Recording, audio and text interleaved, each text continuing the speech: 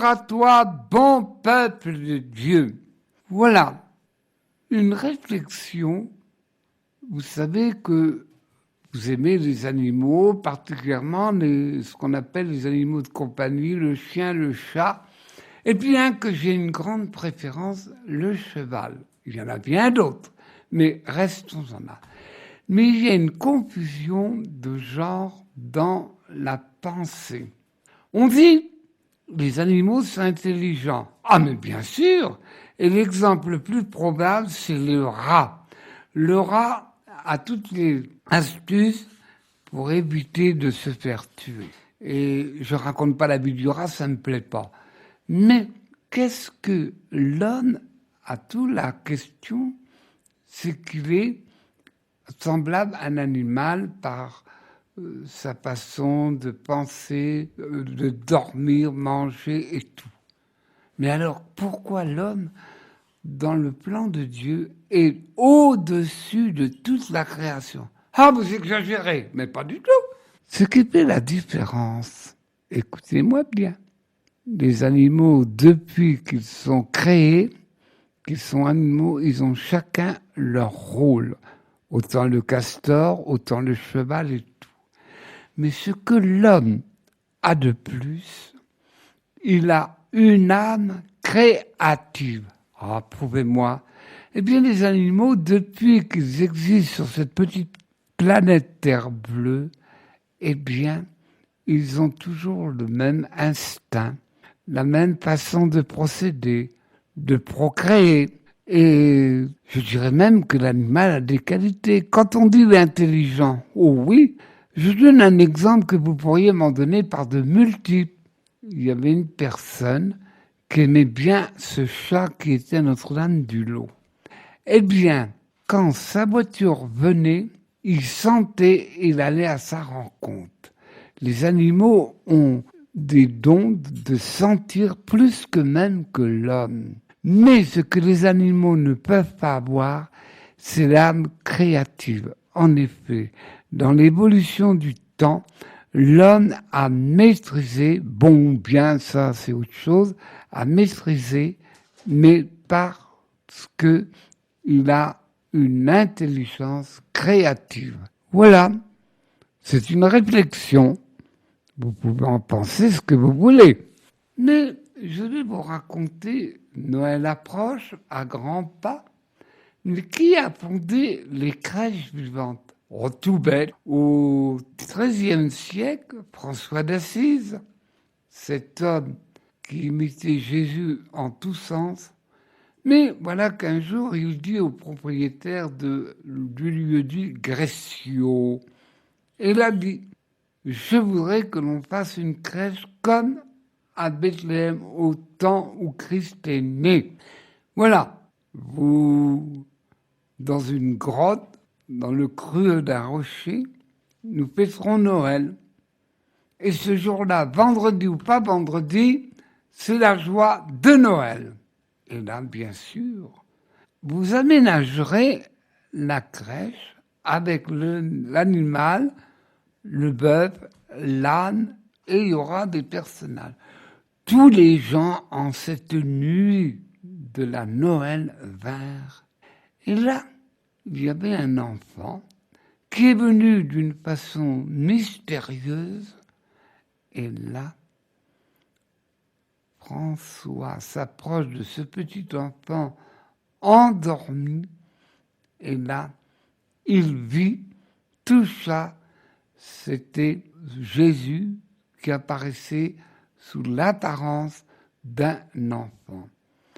Et depuis ce temps-là, dans beaucoup de paroisses, à travers les siècles, eh bien, on reconstitue cette crèche à travers tous les pays chrétiens. Mais voilà, la Révolution française est venue.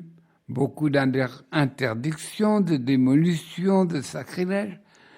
Mais les Provençaux, on faisait avant la Révolution des crèches vivantes. Chaque paroisse se faisait un point d'honneur et l'enfant né qui était de l'année faisait l'enfant Jésus. Ah, ce n'est pas connaître les Provençaux. avec un saut d'imagination, eh bien, puisqu'ils ne veulent plus qu'on fasse des crèches vivantes dans chacune de nos paroisses à chaque année de la Noël, eh bien, ils ont créé ce qu'on appelle aujourd'hui les santons de Provence. Noël, Noël la joie. Je vais vous raconter une autre histoire vraie. D'ailleurs, je ne raconte que des histoires vraies. Ô, toi, bon peuple de Dieu, il y avait à Cerbois, à 26 kilomètres de la ville de Meaux, 26 kilomètres à l'est, il y a deux hommes qui marqueront leur époque.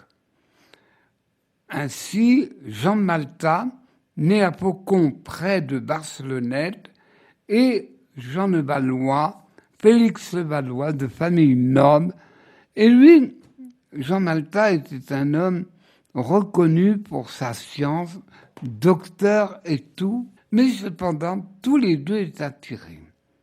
En ce qui concerne Jean Malta, il eut la vision d'un ange qui, à chacun de ses bras, il y avait des esclaves, deux esclaves. L'un mauresque, qu'on disait à l'époque, et l'autre un blanc, français, européen. Et là, Félix de Valois se revire à Cerfroid. Et là, ils eurent tous les deux une autre vision. En effet, un cerf blanc de splendeur, et au milieu de ses cornes, sur la tête, il y eut une croix bleue et rouge. Tous les deux ont eu un avertissement du ciel. C'est pourquoi Félix de Valois, Jean Malta, alla au Maroc et acheter des esclaves chrétiens, car les morts, on disait les morts à l'époque, les morts passés dans les provinces prenaient femmes, enfants, ils laissaient sur place les vieillards. Les femmes, on en faisait pour la prostitution, le harem des seigneurs, et aussi, ils en délivrèrent 160. Et il s'est fondé cette famille religieuse qu'on appelle les Trinitaires, dont dans notre département, près de Saint-Barnabé, Faucon, et bien sûr à Cerfroid. Ils ont délivré beaucoup de prisonniers d'esclavage et aussi 900 000 à travers les siècles qu'ils ont pu acheter. Mais beaucoup des frères trinitaires ont été sacrifiés. En effet, quand il n'y avait pas assez d'argent, marchandage, eh bien, ils donnaient de bonne santé qu'ils étaient, ils prenaient la place d'un esclave. Aujourd'hui, les trinitaires existent, mais par la Révolution française, ils ont été chassés. Maintenant, ils sont à Cerfroid, à Faucon, près de Barcelonnette, et aussi à Paris. Et le bien ne fait pas de bruit, et il délivre, il secourt, il restitue la bonne santé ceux qui sont esclaves de la drogue. Mais on ne les connaît pas. Moi-même, je ne sais pas où ils sont à Paris, mais les frères trinitaires sont dans beaucoup de pays, ne serait-ce que le Canada, l'Espagne et autres. Voilà la belle histoire vraie de ces deux libérateurs. J'évoque aussi au temps de Saint Vincent de Paul au XVIIe siècle. Lui-même a été esclave par des pirates de l'Afrique du Nord.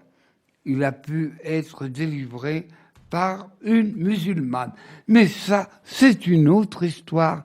Bon peuple de Dieu, merci de nous avoir écoutés. Merci.